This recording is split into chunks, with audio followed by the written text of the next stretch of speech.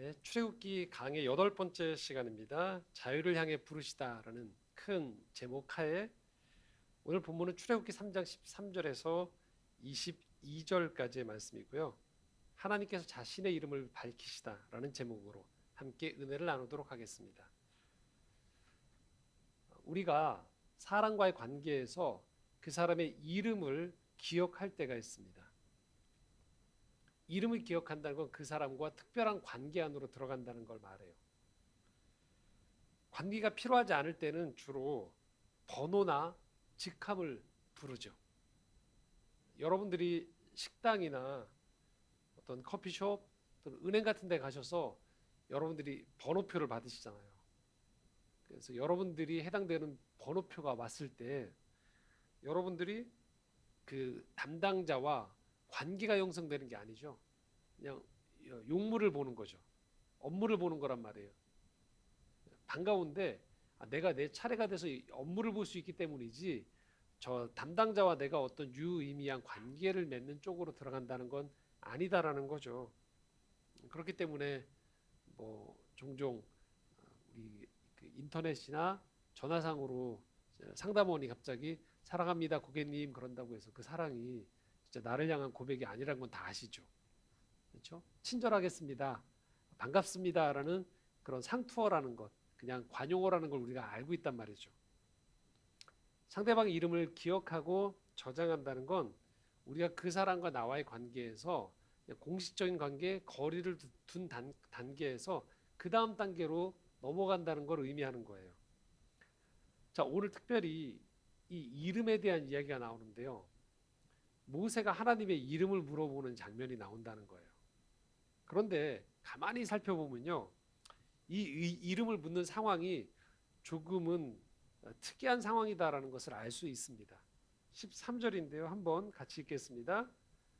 모세가 하나님께 아뢰되 내가 이스라엘 자손에게 가서 이르기를 너희의 조상의 하나님이 나를 너희에게 보내셨다 하면 그들이 내게 묻기를 그의 이름이 무엇이냐 하리니 내가 무엇이라고 그들에게 말하리이까. 자, 이게 왜 이상하냐면요. 이제 모세가 부름을 받았단 말이죠. 이스라엘 백성에 가서 나오라고 할 그 사명을 주는 거예요. 받았어요. 가서 전해요. 어떻게 전합니까? 너희의 조상의 하나님이 나를 너희에게 보냈다라고 얘기한단 말이에요. 그럼 여기에 상호간에 흐르고 있는 기본 지식이 있습니다. 뭘까요? 지금 모세를 보내신 분이 이스라엘 백성들이 원래 조상 때부터 믿고 있었던 그 하나님이 보냈다라는 걸 알고 있단 말이에요. 그러면 그대로 반응을 하면 되잖아요. 근데 유독 모세가 지금 염려하는 게 있단 말이에요. 뭘 염려해요? 그들이 그의 이름이 무엇이냐라고 물을 텐데 나는 뭐라고 대답합니까? 라고 지금 다시 하나님께 되묻는 거예요. 그러니까 이스라엘 백성들이 지금 모세가 찾아왔을 때 자기를 보낸 하나님을 모르는 게 아니란 말이에요. 그런데 지금 다시 이름을 물어볼 텐데 그때 내가 어떻게 대답합니까?를 되묻는다라는 것이죠. 하나님께. 이건 뭘 의미할까요? 조상의 하나님으로 충분하지 않다는 거예요. 이스라엘 백성들이 애굽으로 넘어올 때까지 그러니까 가나안 땅에 있다가 조상들이 애굽으로 넘어와서 정착하게 된단 말이에요. 야곱의 일가들이. 그러고 나서 지금 400여 년의 시간이 흘렀거든요. 근데 요 직전까지 그러니까 이스라엘 민족들이 들어왔던 하나님은요. 가문의 하나님이었어요. 그러니까 창세기 1장부터 11장까지가 원역사라고 해서 세상이 창조된 큰 틀의 이야기였단 말이죠. 그러다가 12장에 하나님께서 아브람을 택하세요. 나오라고. 갈대아 우르에서 나오라고 이야기하시면서 한 가문을 택하셨단 말이에요. 우리가 그래서 창세기의 12장부터 50장까지의 이야기는요. 한 가문의 이야기예요. 그러니까 아브라함을 통해서 백세의 아들 이삭이 태어났죠. 이삭을 통해서 야곱과 에서가 태어나고 또 야곱의 가문 가운데에서 요셉이 태어나게 되었죠. 이 전체 스토리가 창세기 12장부터 50장까지 얘기해요. 가문이에요. 한 가문, 한 가정의 이야기예요. 그리고서 이들이 애굽으로 이전한 거죠. 그리고 거기서 생육하고 번성해서 수가 많아진 거죠. 200만 명이 넘는 사람들이 생겨버린 거예요. 민족이 된 거예요. 자, 그 많은 세월이 흐르면서 그들은 듣게 되는 거죠. 우리 조상의 하나님, 아브라함과 이삭과 야곱의 하나님의 이야기를 들었단 말이죠. 근데 그들은 지금 어디에 있었습니까? 애굽에 있었어요. 그들이 애굽 땅에서 어떤 제사를 드리거나 하나님께 어떤 특별한 관계를 맺었다라는 것들이 성경에 나오지 않아요. 그러나 그들은 분명히 조상들의 하나님에 대한 이야기를 들었단 말이죠. 그러니까 머리로 알고 있는 거예요. 머리로. 그런데 모세를 통해서 그 머리로 알고 있고 부모 때부터 계속 부모, 할아버지 그 위로부터 계속 들었던 그 하나님이 모세라는 사람을 통해서 지금 자신들에게 말을 건다라는 걸 이스라엘 민족이 알게 됐단 말이에요. 그래서 이름을 물어보는 거예요. 자, 여기서 이름을 물어본다는 건 결국 뭐냐면 신분을 밝히라는 얘기가 아니에요. 이름을 물어본다는 건 그러면 그 하나님, 우리 조상 때부터 믿었다고 했던 그 하나님이 이름을 묻는다는 건 어떤 일을 하려고 하시는지를 묻는 거예요. 도대체 어떤 일을 우리에게 하시려고 오시는 겁니까에 대한 질문인 거예요. 이 이름을 묻는다는 것. 그렇기 때문에 모세가 이 질문을 던지자, 이름을 묻는다고 하자, 자, 이름을 물으면 이름은 뭘까요? 명사거든요. 나는 누구다라고 대답을 해야 돼요. 그런데 하나님의 대답은 동사로 나옵니다. 14절입니다. 함께 읽겠습니다. 하나님이 모세에게 이르시되 나는 스스로 있는 자이니라. 또 이르시되 너는 이스라엘 자손에게 이같이 이르기를 스스로 있는 자가 나를 너희에게 보내셨다 하라. 그러니까 내가 누군데 라고 이야기하지 않고요. 굉장히 특이한 어법을 쓰세요. 하나님이. 근데 이게 이 질문과 연관이 되어 있다는 거예요. 그러니까 조상의 하나님인 걸 알고 있는 그들이 이름을 물을 때 하나님이 이 이름을 요청하는 그들에게 했던 답변은 내가 누군데가 아니고요. 동사로 대답하세요. 나는 어떻게? 스스로 있는 자다라는 동사로 대답을 하세요. 스스로예요. 하나님이 자신의 신분과 하시는 일을 밝힐 때 이렇게 말씀하시는 거예요. 스스로. 누군가의 강요에 의해서나 지시에 의해서 만들어지지 않은 단 한 존재가 하나님인 거예요. 이 세상에 있는 모든 존재하는 것들은 다 누군가의 만들어짐이나 누군가의 명령에 의해서 또는 강요에 의해서 어떤 사건에 의해서 만들어진단 말이에요. 그런데 이 온 우주의 역사 가운데에서 단 한 분, 그분만 스스로 존재한다는 거예요. 바로 이겁니다. 스스로에는요, 신적인 의지가 담겨 있다는 거예요. 하나님의 의지가 담겨 있는 표현인 거예요. 스스로가. 그러니까 하나님은 스스로 일하시는 분이세요. 떠밀려서 일하시는 분이 아니에요. 하나님이 하나님으로서 판단한 일을 하나님은 하시는 겁니다. 그러니까 사람과 하나님과의 관계는 하나님이 스스로 그렇게 정하신 거예요. 하나님께서 어떠한 일이 벌어지더라도 이들을 구원하겠다 하신 것 또한 하나님이 스스로 결정하신 일인 거예요. 어쩌다가 아니라는 거예요. 스스로 계신 그분이 스스로 일을 작정하시고 일을 한다는 것, 이게 바로 성경의 스토리예요. 우리가 믿는다라고 하는 건 바로 이 스스로 있는 그 하나님을 믿는다는 걸 말하는 거예요. 스스로 계신 분이 혼자 계시지 않고 작정을 하신 거예요. 자신의 형상을 닮은 인간을 만들고 인간과 교제하기로, 관계를 맺기로 결정하신 거예요. 스스로 계신 분이 나를 창조하셨다는 거예요. 그리고 스스로 계신 그분이 내 인생에 관여하기로 결정하셨다는 거예요. 이 세상은 스스로 계신 그분이 창조하신 세상의 원래 모습에서 이탈해 버렸어요. 깨져 버렸어요. 그런데 스스로 계신 그분이 그냥 두지 않겠다라고 얘기하시는 거예요. 깨져 버렸지만, 죄로 인해 깨져 버렸지만 이 상태를 나는 그대로 두지 않겠다라고 말씀하시는 거예요. 스스로 계신 분의 계획과 어긋난 상태에 대해서 스스로 계신 그분이 그냥 방치하지 않겠다는 것, 개입하겠다라는 게 바로 구원인 거예요. 오늘 우리의 삶에 이 스스로 일하시는 하나님이 찾아오신다라는 거예요. 기독교는 이것을 바로 하나님의 일하심이라고 받아들이는 거예요. 우연이 아니에요. 어쩌다가 아니에요.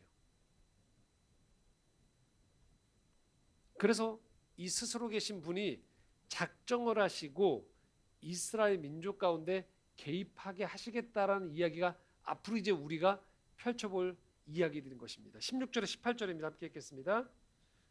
너는 가서 이스라엘의 장로들을 모으고 그들에게 이르기를 여호와 너희 조상의 하나님 곧 아브라함과 이삭과 야곱의 하나님이 내게 나타나 이르시되 내가 너희를 돌보아 너희가 애굽에서 당한 일을 확실히 보았노라.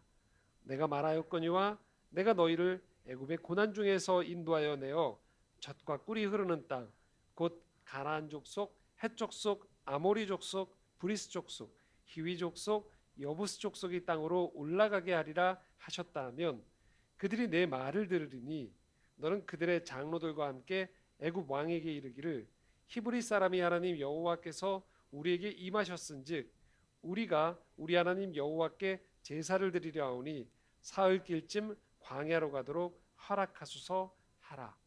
자, 스스로 계신 하나님이 이제 17절, 16절과 17절에 이 중요한 두 행하시는 일들을 얘기하세요. 16절에 뭐라고 얘기하시냐면요. 내가 너희를 돌본다라고 표현하세요. 그래서 확실히 보았다라고. 너희가 애굽에서 당한 일을 내가 확실히 보았다고 얘기하세요. 그리고 17절에 고난 중에 너희를 인도해 내겠다고 얘기하세요. 그리고 너희를 약속의 땅으로 가나안 땅으로 올라가게 하겠다라고 이야기하시는 거예요. 자, 이것이 기독교 믿음의 두 번째인 거예요. 우리 기독교를 우리가 믿음을 갖는다는 것은요. 이 세상에 스스로 계신 분의 의지가 담겨 있다는 걸 믿는 거예요. 이 세상에 운행하는 것들이 우리가 살아가는 이 세상에 신적인 의지가 있음을 믿는 거예요. 내 의지만 있는 게 아니고요. 이 세상에는 신적인 의지가 담겨 있다는 거고 그 신적인 의지는 선하다는 것이고 우리를 사랑하신다는 거예요. 근데 여기서 머물지 않아요. 그냥 의지만 가지고 그분이 하늘 위에서 이 우주 만물을 원리를 지어놓고 가만히 계신 것이 아니고요. 개입하신다는 거예요. 고난당하는 사람들의 소리를 들으시고 고난의 자리 가운데 찾아오신다는 거예요. 그리고 그들을 인도하겠다라는 거예요. 하나님은 우리라는 존재를 지으실 때 그냥 우연히 지으신 게 아니에요. 여기는 우리 모두 한 사람 한 사람은요. 하나님의 적극적인 신적인 의지가 담겨 있는 존재들이에요. 그리고 그 의지 안에서 하나님은 우리를 살아가도록 요청하세요. 그러나 이 땅을 살아가는 가운데 하나님의 신적 의지와 반하는 일들이 벌어집니다. 그로 인해서 우리는 깨지기도 하고요. 아프기도 하고 넘어지기도 하는 거예요. 그런데 이 상태에서 머무는 것이 아니고 신적 의지를 가진 그분이 관여하시겠다는 거예요. 내 삶에 간섭하신다는 거예요. 내가 살아가면서 죽겠습니다 할 때 하나님이 그 문제 다 해결하고 나에게 해결한 다음에 찾아와라고 하는 게 아니고요. 내가 죽겠습니다라고 할 때 그 소리를 들으신다는 거예요. 이스라엘 백성들을 들으시고 가나안 땅으로 인도하셨던 것처럼 하나님께서 우리의 인생 가운데에서도 가나안 땅으로 인도하시겠다라는 것. 이게 바로 성경의 이야기인 겁니다. 바로 여기에 우리가 인생을 살아가면서 삶에 고난이 닥치고 어려움이 닥칠 때 원망 대신에 기도해야 되는 이유가 바로 여기에 있는 거예요. 들으신다는 거예요. 그리고 그분은 관여하시겠다는 거예요. 그렇기 때문에 우리가 인생을 살아가는 가운데에서 예기치 않은 여러 가지 일들로 어려움을 당할 때 우리도 모르게 하늘을 향해서 그냥 원망하고 말아버리는 문제가 아니고요. 여전히 우리 문제에 관여하기 원하시는 그분을 향해서 기도해야 된다는 거예요. 그냥 어떻게 되겠지. 사람 잘 만나면 되겠지. 때가 잘 풀리면 되겠지. 거기서 그쳐지는 게 아니고요. 내 어려움 가운데서 그분을 향해서 기도한다는 거예요. 탄식한다는 거예요. 살려달라고, 도와달라고 외치는 거예요. 이게 믿음이에요. 그럴 때 우리가 애굽에서 이스라엘 백성이 나올 때 그들이 다시금 깨닫게 되는 정체성이 있음을 우리는 알게 됩니다. 18절에 이렇게 얘기하죠. 애굽 왕에게 뭐라고 얘기하냐면요. 히브리 사람의 하나님 여호와께서 뭐라고 하냐면 우리가 하나님께 제사를 드리러 간다라고 사흘길 광야를 가도록 허락해달라고 얘기해요. 학자들마다 이 부분들은 좀 달라요. 이게 가는데 사흘, 오는데 사흘인지 오 가는데 사흘인지를 정확히 얘기하지 않고 있어요. 그러나 사흘길, 여하튼 애굽에서 나가는 시간이 걸어가는 꽤 많은 시간 동안 나가도록 허락해달라고 얘기할 거라는 거예요. 근데 그 내용이 뭘까요? 바로 이거예요. 우리 하나님 여호와께 제사를 드린다라는 거예요. 지금 이스라엘 백성들에게 이제 새로운 정체성, 아니 본래 그들의 정체성을 다시 일깨우는 거예요. 어떤 정체성일까요? 그들이 애굽 왕에게 가서 얘기한다는 거예요. 우리가 당신의 노예가 아니라는 거예요. 우리가 섬기는 분이 있다라는 이야기를 하는 거예요. 애굽 왕 당신이 우리의 왕이 아니고 우리의 진정한 왕이 있다라는 얘기인 거예요. 그분이 우리를 자유인으로 부르신다는 거예요. 예배 가운데 예배하면서 우리가 자유인으로 살아갈 수 있도록 우리를 지금 부르신다는 거예요. 누구도 우리 앞에서 왕 노릇할 수 있는 사람이 없다라는 거예요. 그 사람이 세상적으로 아무리 권세가 있든지 어떤 영향력을 쥐고 들더라도 맨 마지막 지점에서 우리의 진정한 왕은 하나님이심을 고백한다는 거예요.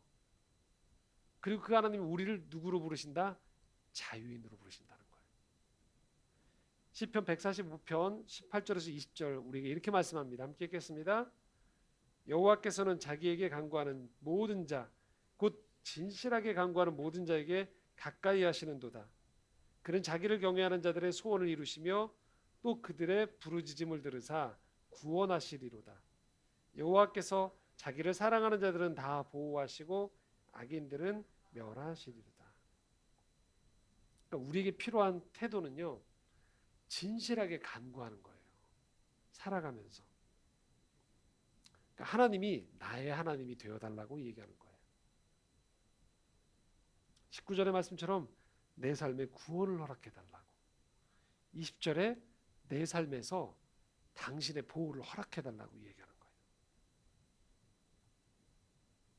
이제 이스라엘 백성들은요, 이전까지 그냥 구전으로 듣던 우리 조상들 중에서 아브라함을 택하셔서 불러내셨다. 그리고 이삭과 100세에 태어난 아들이 이삭이 있었다. 그리고 그 아들이 에서와 야곱을 낳았다. 형제들끼리 싸웠다. 또 형제들이 이후에 많이 태어났는데 그들이 팔아서 우리가 애굽에 된 이유가 그 팔았던 아들이 요셉인데 그가 애굽의 총리가 되어서 우리가 이 애굽에 살게 된 이유가 바로 그런 연유가 있었더라라고 들었던 거에서 이스라엘 백성들은 이제 자신들 앞에 놓여 있는 고난 앞에서 나의 하나님을 만나는 거예요. 바로 이거죠. 시작은 누군가에게 지식적으로 들을 수 있어요. 누군가가 잘 전수해 줄 수 있어요. 또는 안정된 가정 가운데 태어나고 보니까 우리 집이 교회를 다니는 집안일 수도 있어요. 그런데 그것은 출발이에요. 그리고 우리는 인생을 살아가는 가운데에서 그 요람과 같은 환경들 또는 나를 인도해 줬던 것들 또는 아주 좋은 가르침을 통해서 하나님에 대한 지식이 우리 머리에 쌓이기 시작하는 거죠. 그런데 인생의 어느 시점에서요, 우리는 물어보기 시작하는 거예요. 하나님 당신은 누구십니까? 라고 묻는 거예요. 여기에서 믿음이 생기기 시작하는 겁니다. 그 전까지의 우리의 패턴이 습관이었고 우리를 둘러싸고 있는 안정된 것들이 있다라고 생각했지만 맨 마지막 지점에서 우리는 다시 우리 스스로가 물어보는 거예요. 하나님 당신 정말 누구십니까? 이걸 물어보는 거죠. 나를 정말로 구원할 수 있는 분입니까? 나의 정말 인생의 인도자가 되실 수 있는 분이십니까를 물어보는 거예요. 그 지점에서부터 우리는 그냥 내 조상의 하나님, 누군가 전수해 준 하나님이 아닌 나의 하나님으로 찾아가는 과정이 우리에게 시작되어지는 것입니다. 이때부터가 진짜 믿음이 시작되는 거예요. 그러므로 우리가 인생을 살아가는 가운데에서 내가 이전까지 알던 것들에 균열이 찾아오기 시작할 때 그때가 내가 또 다른 하나님을 진정으로 만나기 시작하는 지점으로 우리가 나아간다는 거예요. 그리고 이 하나님에 대한 알아감은 한 번에 그치지 않아요. 계속적으로 문이 열려지기 시작하는 겁니다. 그래서 우린 끊임없이 하나님의 이름을 묻고 인생의 고비고비 속에서 질문을 던지는 거예요. 그리고 그 안에서 씨름하는 거예요. 그럴 때 하나님은 그 다음 단계의 문을 열어주세요. 그 다음 단계에서 하나님의 더 깊은 속마음을 보여주기 시작하시는 거예요. 내가 전에 여기에서 이렇게 배웠는데요? 아니요. 근데 그것이 내 삶의 어떤 과제에서 부딪히고 해석이 되어지지 않아요. 그때 뭐 해야 될까요? 물어봐야 돼요. 끌어안아야 돼요. 그리고 하나님께 간구하는 거죠. 이때 필요한 게 그래서 원망이 아니고 기도라는 거예요. 우리 삶의 자리에서 그래서 하나님은 끊임없이 하나님 스스로 계신 그분이 이 세상을 통치하고 계심을 하나님은 보여주시는 거예요. 점점 우리가 이전에 그래서 이렇게 딱 들어 맞는 거구나라고 했던 지점에서 점점 우리가 말수가 줄어드는 지점들이 생겨요. 입 다물라고 해서 우리가 그냥 침묵하는 걸 말하는 게 아니고요. 점점 신뢰가 쌓이기 시작하는 거예요. 그래서 정확히 인지적으로 정확히 하나님에 대해서 알아가는 딱딱 맞아 떨어지지 않는 지점들에 대해서도 우리는 이것들에 대해서 지적인 의문을 제기하고 정확히 이 괴가 맞도록 요청하는 것이 아니고요. 그 안에 담겨 있는 하나님의 뜻과 섭리를 깊이 알아가는 여정으로 우리를 내몰기 시작하는 겁니다. 거기에서 우리는 하나님을 알아가기 시작하는 거예요. 스스로 계시다라는 것이 결코 우리를 방치하는 것이 아니고요.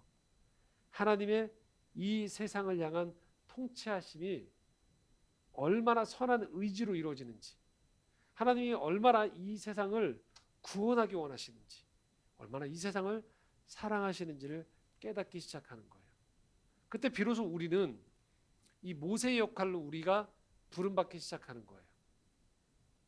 그 전에는 그저 한 일원으로서 그냥 내게 속해 있는 곳에서 그 일원으로서 누군가가 전해줬던 이야기들만 가지고서 내가 살아갔다라면 이제 내 스스로가 이런 부분에 대한 고민을 안기 시작하면서 점점 다른 차원의 것들을 보기 시작하게 됩니다. 그럴 때 정말로 내가 보는 세상과는 전혀 다른 차원의 것들이 열려지기 시작한다는 것이죠. 글을 쓸 때도 마찬가지죠. 그냥 읽기만 할 때랑 내가 글을 써서 누군가가 읽히게 할 수 있다는 것과는 전혀 다른 차원이에요. 내가 직접 운전을 한다는 것, 내가 직접 필드에서 운동을 할 줄 안다는 것, 전혀 다른 차원이죠.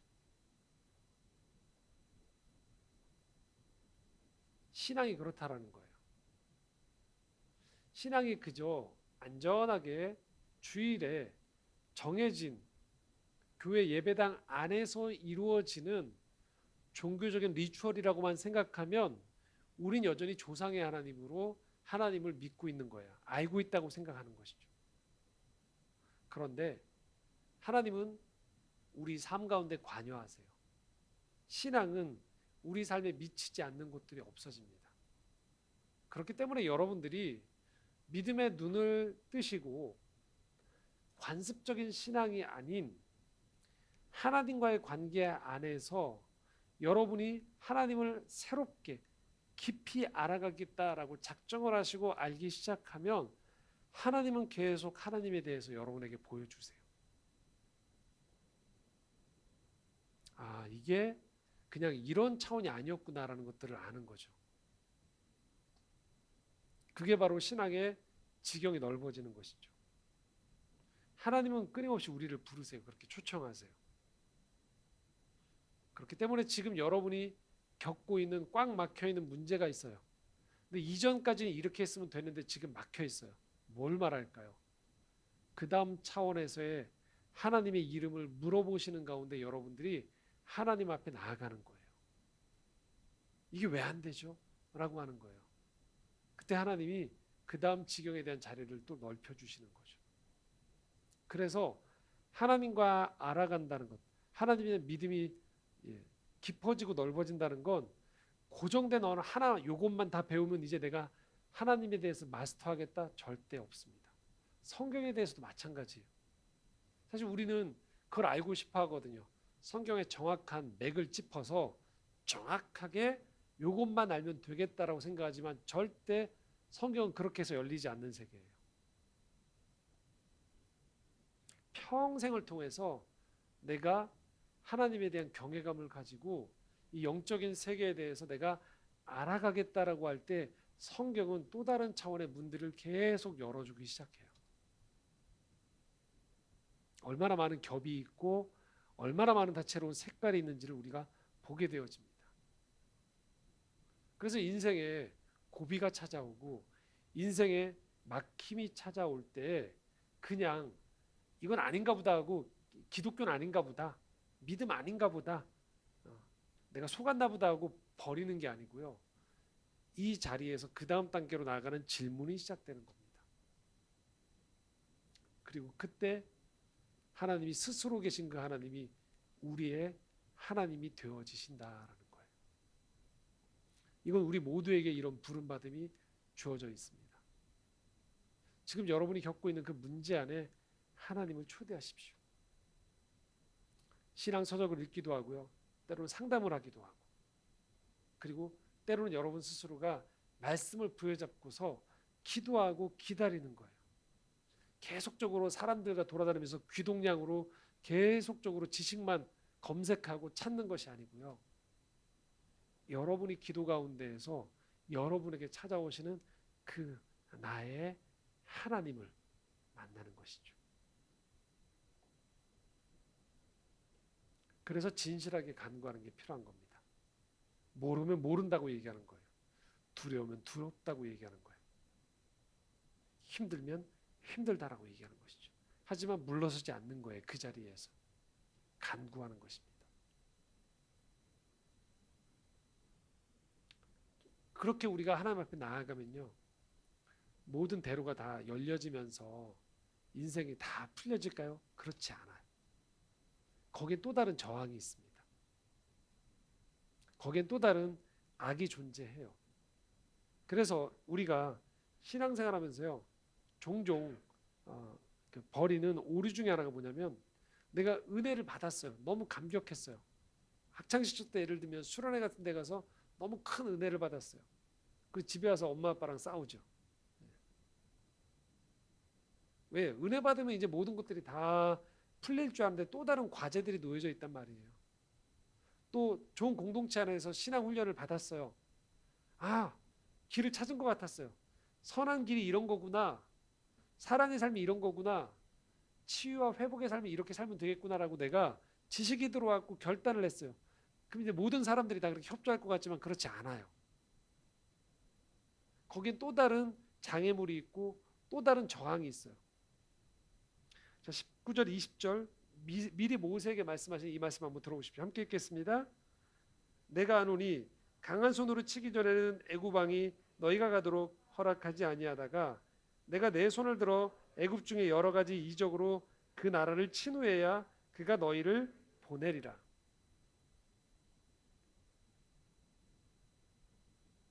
하나님이 강한 손으로 치기 전까지 애굽 왕이 단번에 순순히 보내주지 않는다는 거예요. 미리 벌어질 일들의 얘기예요.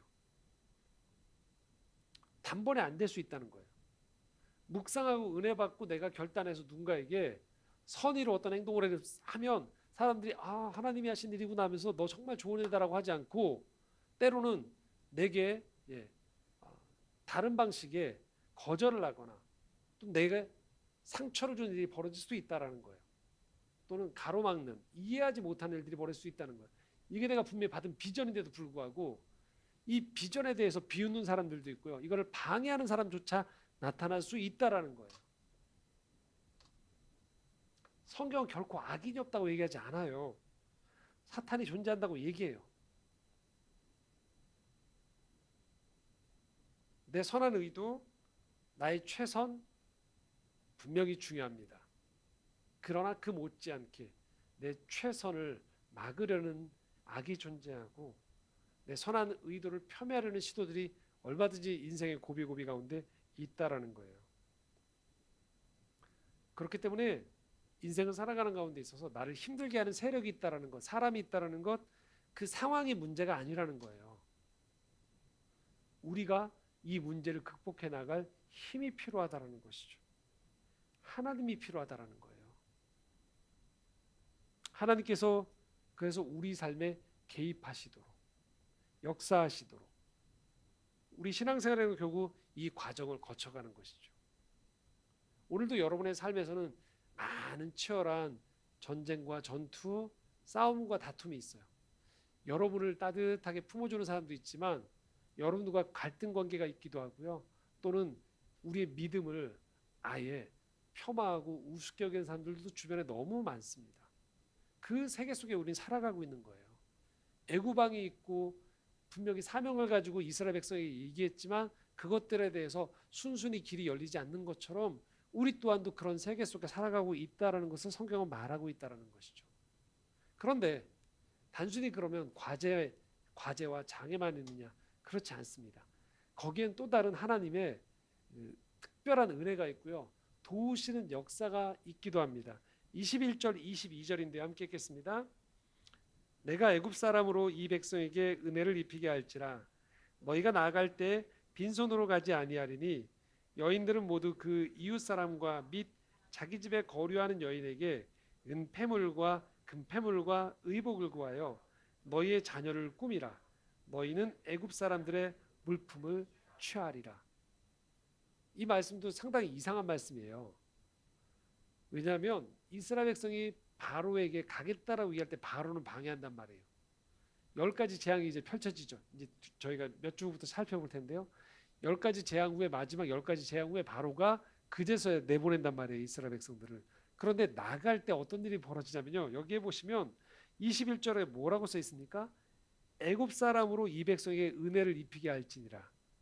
그러니까 나갈 때 애굽 사람들, 지냈던 사람들 있잖아요. 옆집 사람들. 이 사람들하고요. 싸우고 나간다는 게 아니라는 거예요. 은혜를 입는데요. 이들이 잘 내보내준다는 거예요. 애굽 사람들은요. 그래서 뭐라고 하냐면 빈손으로 안 나간대요. 그러니까 이스라엘 백성들이 애굽으로 탈출할 때, 애굽에서 탈출할 때요. 우리가 흔히 생각할 때는 그냥 막연하게 생각할 때는 지금 도망간다고 생각하잖아요. 탈출한다고 생각하니까 아무것도 안 가지고 막 부지런히 막 몸만 챙겨서 나간다고 생각하잖아요. 그렇지 않다는 거예요. 22절에 뭐라고 써있냐면요. 이웃 사람들이 너희들한테 뭘 줄 거냐면요. 은폐물과 금폐물과 의복을 준대요. 그걸 자녀들이 입고 나간다는 거예요. 그 애굽 사람들의 물품에서 너희가 취할 거라는 거예요. 이것 때문에 나중에 출애굽기 25장에 보면요. 이걸 이해해야지만 가능한 건데요. 성막을 지을 때 하나님이 이 재료들을 쓰세요. 광야에서 여러분 성막을 지을 때 여러 가지 것들의 재료들이 들어가거든요. 어디서 나오겠습니까? 광야인데요. 이때 가지고 나온 거예요. 애굽을 통해서. 애굽 사람들이 준다는 거예요. 놀라운 일인 거죠. 이게 바로 인생의 역설이에요. 하나님이 일하시는 거예요. 바로처럼 미워하는 사람도 있고 방해하는 사람도 있어요. 그런데 모든 사람이 그렇지 않다는 거예요. 우리 인생 가운데는요. 예기치 않은 호의가 우리를 찾아와요. 그것들로 인해서 이스라엘 백성이 비록 애굽 사람들과 결별하는 상황이지만 오히려 그들에게 은혜를 입는 일들이 벌어진다는 거예요. 이게 하나님이 하시는 일인 것이죠. 하나님이 우리가 살아가는 인생 가운데서요. 그래서 은혜가 우리 삶의 곳곳에 주어져 있어요. 우리도 모르게 나와 갈등 관계에 있거나 힘든 사람들 때문에 우리도 모르게 마음이 얼어붙을 때가 있어요. 세상 사람들 다 적처럼 여겨지고요. 나를 이용하는 사람처럼 여겨지고요.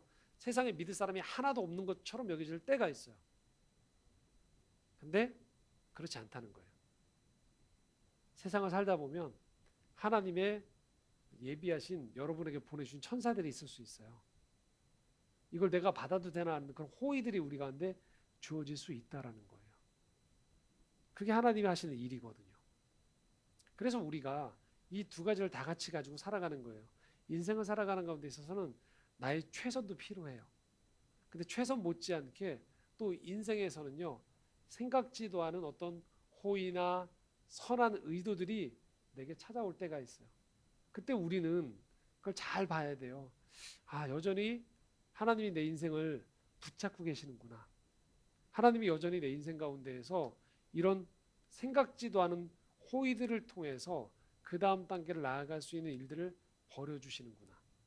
그래서 여러분들 살아가시면서요, 여러분에게 호의를 베풀어 주는 사람 보면요, 그냥 그 사람만 쳐다보면서 사람 참 신기하다, 착하다, 거기서 끝이면 안 되는 거예요. 왜요? 하나님의 손길이 있는 거예요. 왜 저런 일들 하시지? 얘기할 때 그 마음 깊은 곳에 하나님의 은혜를 깨달은 사람들이 그런 호의와 선의를 베푸는 것들이 인생 곳곳에 펼쳐지고 있는 것이죠. 수단이 아니에요. 누군가 이용하기 위한 수단이 아닌 거예요. 그냥 하나님을 만난 사람들이 이 땅을 살아가는 가운데 하나님을 닮았기에 주는 선의와 호의들이 이 세상을 지탱해 나가는 거예요. 그렇기 때문에 우리가 이 세상을 보면 굉장히 경쟁사회이고 치열하잖아요. 근데 그 못지않게 그런 경쟁과 셈법으로만 이루어지지 않게 살아가는 원리들이 이 세상에 흐르고 있는 걸 우리가 발견하게 돼요. 아, 이 세상이 경쟁만이 전부가 아니었음을 우리가 보게 되어진다는 것이죠.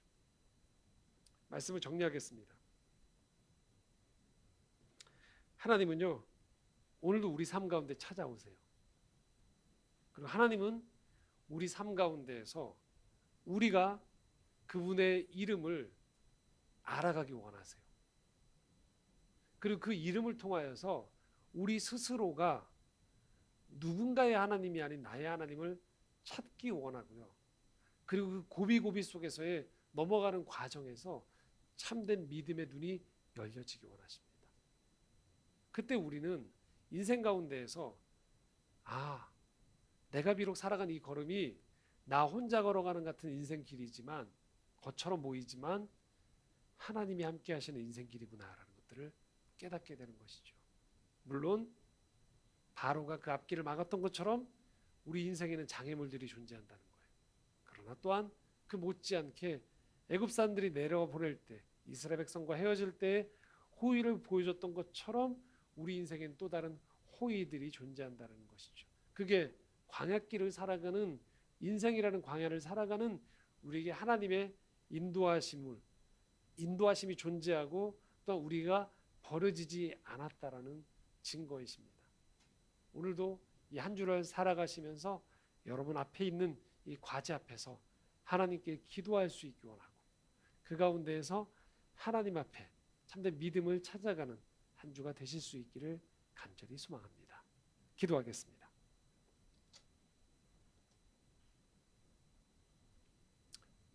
하나님 아버지, 오늘 우리의 삶에 하나님이 찾아오고 계심을 봅니다.